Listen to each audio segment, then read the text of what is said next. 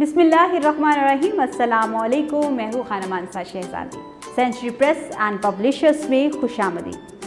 प्यारे बच्चों, हम हरूफ तहज्जी पढ़ रहे हैं और आज हम ड़े की आवाज़ से बहुत सारे ज़हीरा अल्फाज भी सीखेंगे, इसकी शक्ल की पहचान करेंगे, इसकी आवाज़ के बारे में सीखेंगे और सीखेंगे कि ड़े कैसे लिखा जाता है। सबक शुरू करने से पहले मैं आपके साथ एक बहुत ही अच्छी बात करने जा रही हूँ। आप लोगों ने इस बात के ऊपर अमल भी करना है।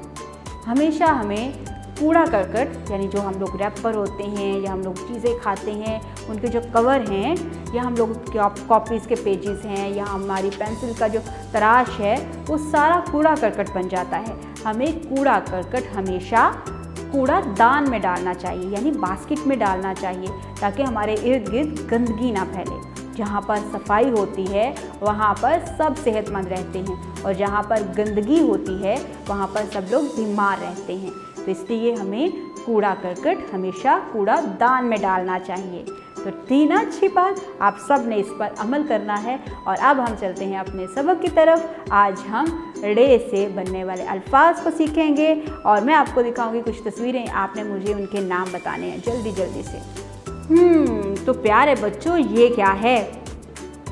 ये तो चिड़िया है। ये क्या है? एक आदमी किस चीज़ पे बैठा हुआ है? लड़का घोड़े पे।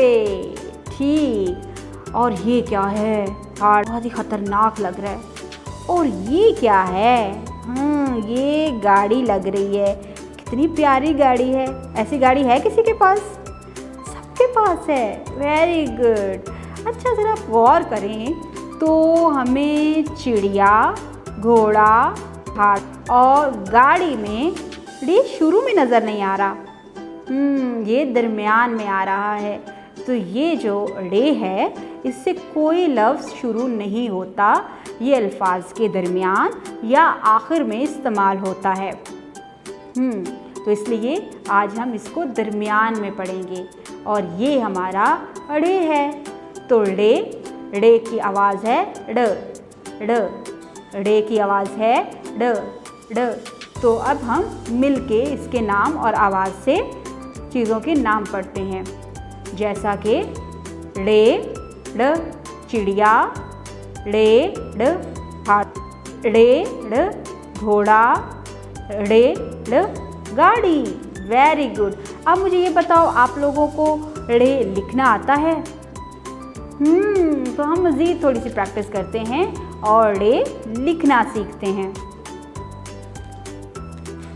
बोर्ड के ऊपर से नीचे की तरफ और यहाँ से तिरछी लाइन। बिल्कुल ठीक, ये रे की शक्ल बन गई।